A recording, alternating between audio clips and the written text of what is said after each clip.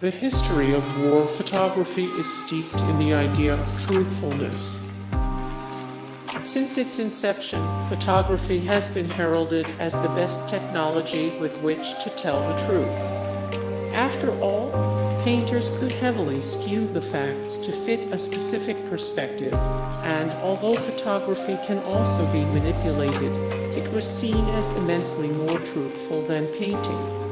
One of the reasons war, in particular, became such a popular subject was because it had a large audience. People were fascinated by the spectacle of battle.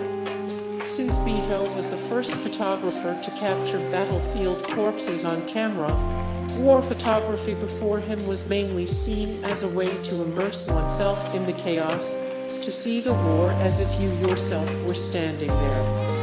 War photography was, in a way, incredibly theatrical. He was also known for hand-coloring his photographs. In addition to war photography, Beato also contributed to the market for costume and culture photographs.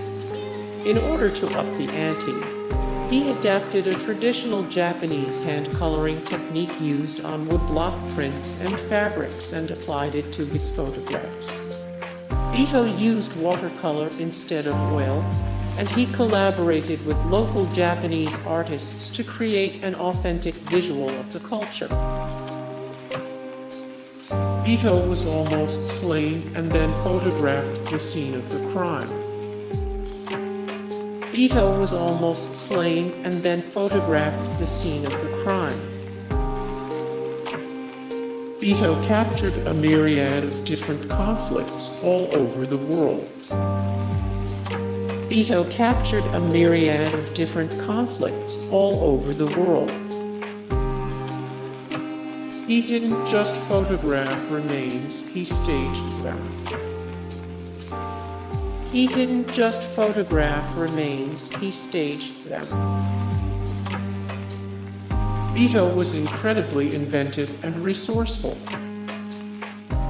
Photography was fairly new at the time Beato's career was taking off. Unlike today, where a picture can be snapped in seconds, Beato and his contemporaries were restricted to a lengthier exposure time. This meant that it was nearly impossible to capture war in the heat of the moment. Beato needed a stationary subject, leaving him few options when photographing war.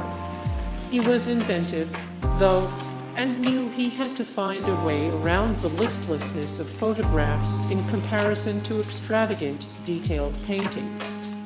He learned how to tell a story with his photographs, becoming a pioneer of photojournalism before the newspapers could even reprint his photographs.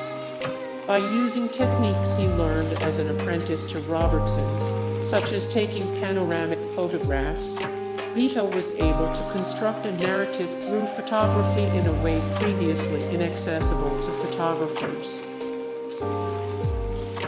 No one else took war photographs before him because of people's sensibilities. Despite Britain's immense interest in Eastern lands and the wars and rebellions occurring in these foreign places, no one had photographed war before Felice Beato, because of Victorian sensibilities.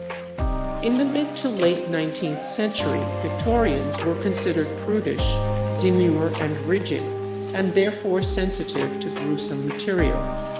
In her book on Felice Beato and Lacoste writes, other photographers, in deference to Victorian sensibilities, avoided picturing the full carnage of war. Beato was the first to depict the actual devastation of the battle sites, including enemy corpses and scattered bones lying among the ruins. Beato was, simply put, a renegade who didn't care what other people thought or about what the norm was, and he used his unique perspective as a Westerner in Eastern countries to capture the first war photographs in history. Because of his travels, Beato could cash in on a unique market. As the British Empire expanded across the East in the 19th century, so did the British people's curiosity about these foreign lands. Beato had already taken advantage of Britain's interest in the Indian Mutiny by photographing the aftermath of the revolt. As Beato continued to hone his photographic skills, a market for photographs of places previously unavailable to Westerners was booming. These photographs were collected as souvenirs and seen as more impartial than paintings. Luckily for Beato, because of his extensive travel in the East, he was able to be one of the first photographers to capture these mysterious lands. Besides war photography, Beato was well known for his architectural and cultural photographs. Beato's diverse range of photographs catered to a very specific audience and preserved a very specific moment in time: the expansion of the British Empire and its direct effects on these eastern countries. Felice Beato was well-traveled, which lent itself to working in far-off places. Felice Beato was well-traveled, which lent itself to working in far-off places. Beato was only an assistant when he took his first war photographs, and he nearly didn't get credit. Beato was only an assistant when he took his first war photographs, and he nearly didn't get credit. Hey guys, thank you so much for the support and likes and comments down below, and also thank you so much for watching, and I look forward to see you in the next video. Then take care, bye.